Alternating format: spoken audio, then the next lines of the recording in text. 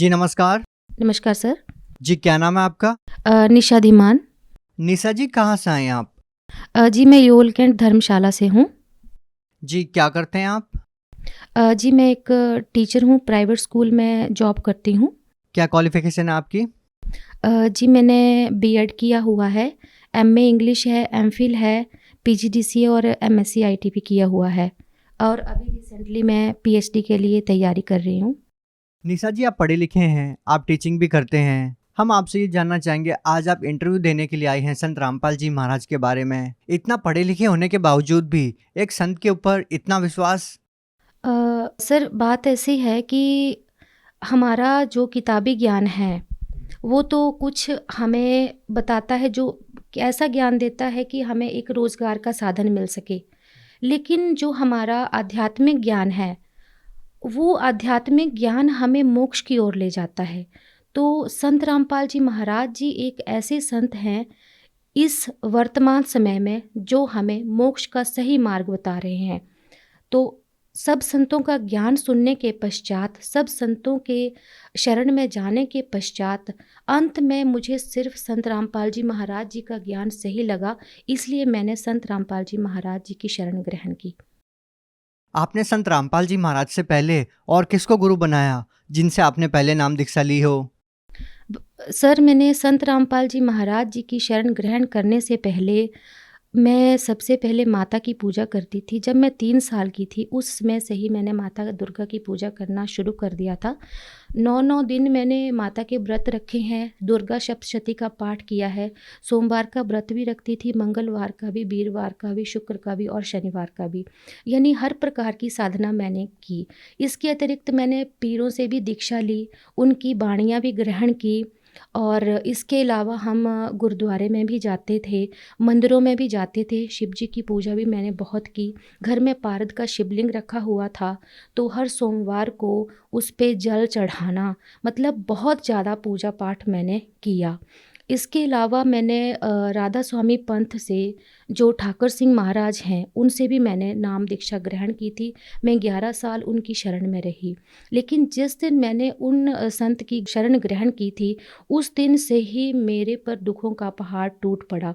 यानी मुझे मेरी पढ़ाई के अकॉर्डिंगली मतलब पूरा लाभ नहीं मिल पा रहा था। इसके अलावा मैंने डॉक्टर श्रीमाली जो हैं उनसे भी शरण ग्रहण की थी, लेकिन मुझे कहीं भी सैटिस्फैक्शन नहीं मिला। तो अंत में मुझे सिर्फ संत रामपाल जी महाराज जी की शरण में ही जाना पड़ा।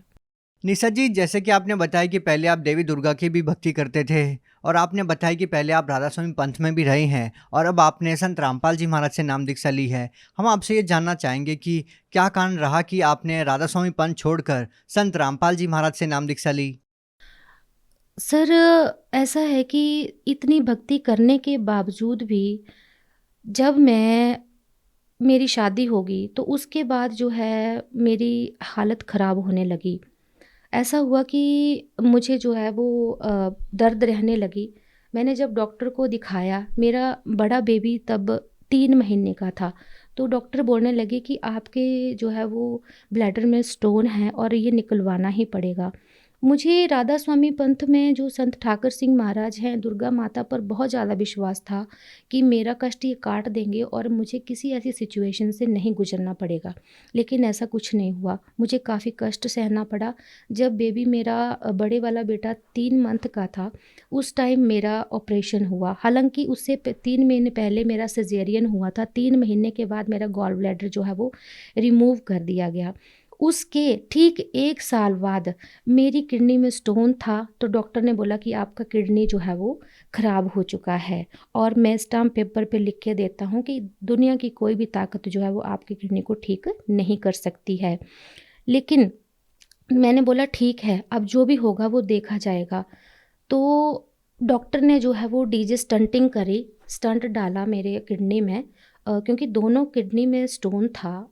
जैसे-तैसे करके उन्होंने रिमूव किया। फिर भी वो थक्का जैसा वो किडनी में जमा ही रहा। चलो वो भी हो गया, जैसे-तैसे टाइम निकाल लिया।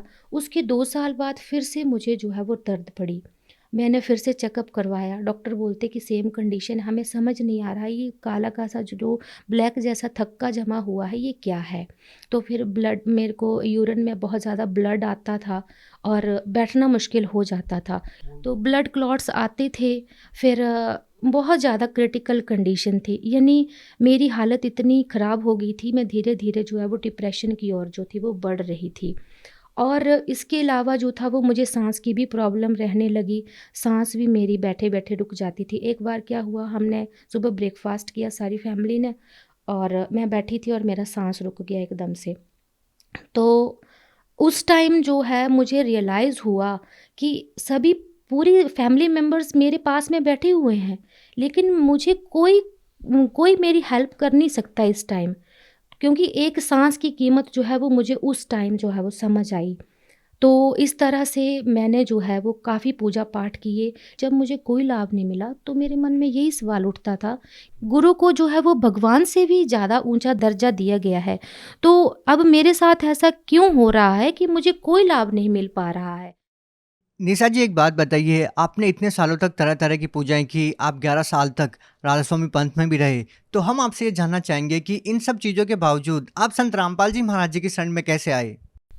भगत जी, मैं एमफ़िल कर रही थी, जब मेरा डिसर्टेशन का काम पूरा चला हुआ था, तो उस टाइम जो है मुझे फ़ीवर आया।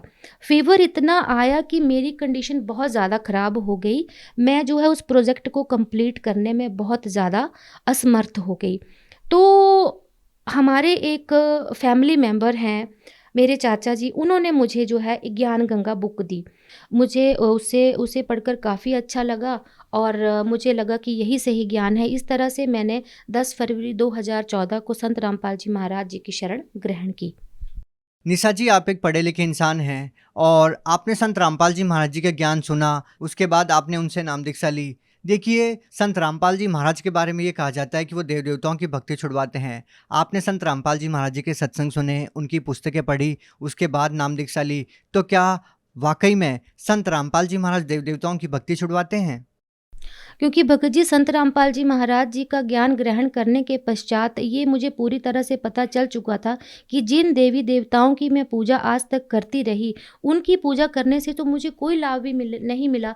वो जो है वो मेरा कष्ट नहीं काट सकते थे। इवन दुर्गा माता ने भी मुझे एक बार खुद आके बता दिया था कि मैं कर्म के लेख को नहीं काट सकती हूँ। इसके लिए आपको जो है वो किसी तत्वदर्शी संत के पास ही जाना पड़ेगा, वो ही आपके कष्ट को काट सकते हैं। और इस तरह से जितने साल तक मैं राधा स्वामी पंथ में रही, उनका सत्संग सुनते थे, वो हमेशा यही बताते थे कि कर्म का भोग जो है वो भोगना ही पड़ेगा। और इसके अलावा अनेक देवी देवताओं की पूजा भी करते थे, तो उनकी पूजा करने से भी हमें कोई लाभ नहीं मिलता था, हमें कर्म का भोग जो है वो भोगना ही पड़ता था। संत रामपाल जी महाराज जी ने वेदों को खोल के बताया कि जो पूर्ण परमात्मा कबीर साहिब हैं, वो हमारे 3 ताप को और कर्मों के जो पाप हैं हमारे, उनको काट सकते हैं। तब हमें संत रामपाल जी महाराज जी पर भरोसा हुआ, और हमने उनसे नाम दीक्षा लेकर उनकी शरण ग्रहण की।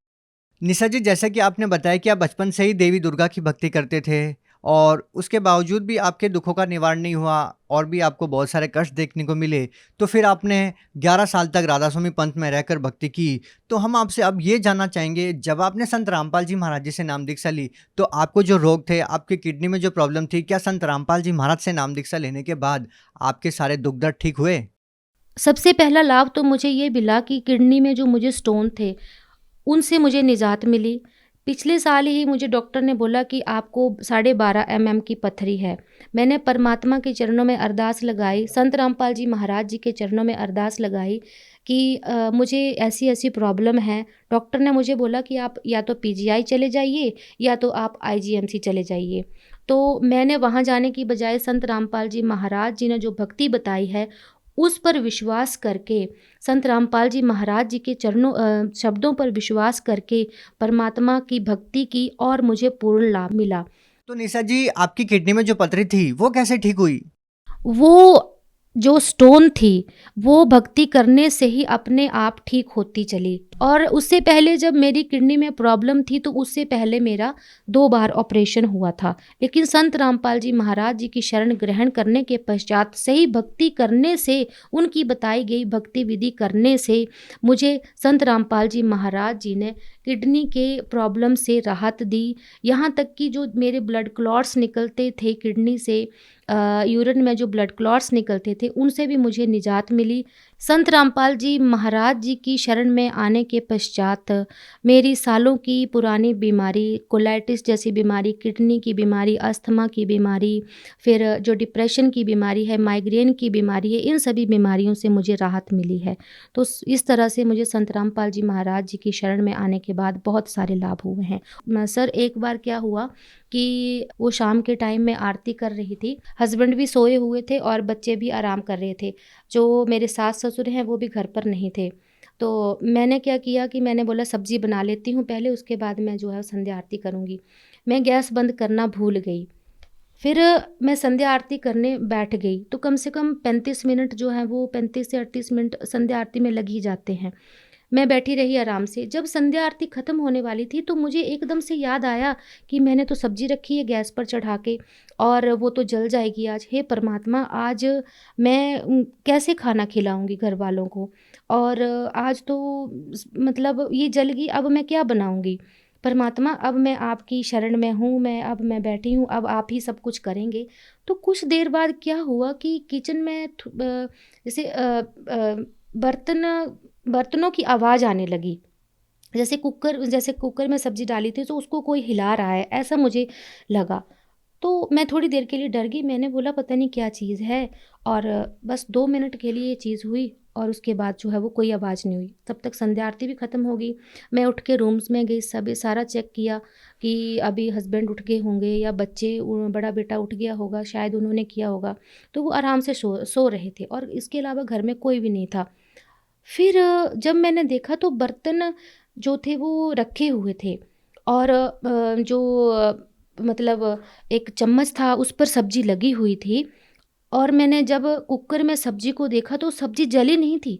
हालाँकि वो सब्ज़ी जो है वो 35 मिनट तक जो है वो गैस पर रखी हुई थी। तो इस तरह से संत रामपाल जी महाराज जी आके यहाँ तक इतना कर जाते हैं कि मतलब संत रामपाल जी महाराज जी बोलते हैं कि अगर आप परमात्मा की सही भक्ति करते हैं, उनके बताए भक्ति मार्ग पर चलते हैं, तो परमात्मा आपके घर पे आके बैठ जाते हैं। तो ये बात जो है मेरे साथ बिल्कुल सच साबित हुई है। निशा जी, एक बात बताइए, आप देवभूमि हिमाचल से बिलॉन्ग करते हैं और यहाँ पर भी संतों की भरमार है, तो फिर हम आपसे जानना चाहेंगे कि हरियाणा इतनी दूर जाकर श्रद्धालु संत रामपाल जी महाराज जी से नाम दीक्षा क्यों ले? क्योंकि संत तो अनेक हैं, लेकिन सच्चा संत जो है वो सिर्फ़ एक ही होता है, और संत रामपाल जी महाराज जी जो हैं इस टाइम इस पूरे विश्व में अकेले एक ऐसे संत हैं जो शास्त्रों के अनुकूल साधना विधि बता रहे हैं, और उस भक्ति को करके अनेक लोगों को बहुत सारे लाभ मिल रहे हैं। निशा जी, एक बात बताइए, संत रामपाल जी महाराज जी तो बहुत ही सिंपल से साधारण से दिखने वाले संत हैं। ना वो भगवा वस्त्र धारण किए होते हैं, ना वो अपनी बड़ी बड़ी दाढ़ी रखते हैं, ना गले में मालाएं डाल के रखते हैं। तो फिर लोग संत रामपाल जी महाराज जी को कैसे पहचान पाएंगे कि वो एक संत है? सर, मेरा मानना है कि संत की पहचान उसके कपड़ों से, उसके पहनावे से नहीं होती है कि उसने लाल पीले कपड़े, बड़ी-बड़ी जटाएँ, दाढ़ी, माथे पे तिलक लगा लगा रखा हो, मालाएँ डाल रखी हों। लेकिन अब हमारे संत रामपाल जी महाराज जी जो हैं, दिखने में साधारण हैं, लेकिन उनके पास ही वो पूर्ण ज्ञान है जो विश्व में किसी भी संत के पास नहीं है। क्योंकि संत रामपाल जी महाराज जी जो हैं वो शास्त्रों को खोल-खोल के बता रहे हैं, शास्त्र विधि बता रहे हैं, शास्त्र अनुकूल साधना बता रहे हैं, और हम सबको इतने सारे लाभ दे रहे हैं। तो इस वजह से हम जो है अन्य संतों की शरण में जाने की बजाय संत रामपाल जी महाराज जी की शरण में ही जाएँ, ताकि हमें पूर्ण लाभ मिल सके और सबसे बड़ा हमें मोक्ष मिल सके। आप भगत समाज को क्या संदेश देना चाहते हैं?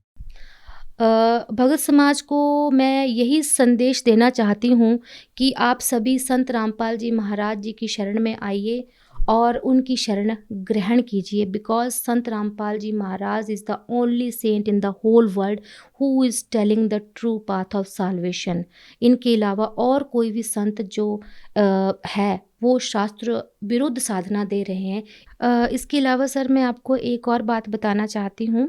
मेरी दादी जी 60 साल से राधा स्वामी पंथ से जुड़ी हुई थी। तो उनको लगभग 25 साल तक खून की उल्टी होती रही। जिस दिन वो राधा स्वामी पंथ में गई थी दीक्षा ग्रहण करने, उस दिन से ही उनको ये उल्टी खून की शुरू हो गई थी।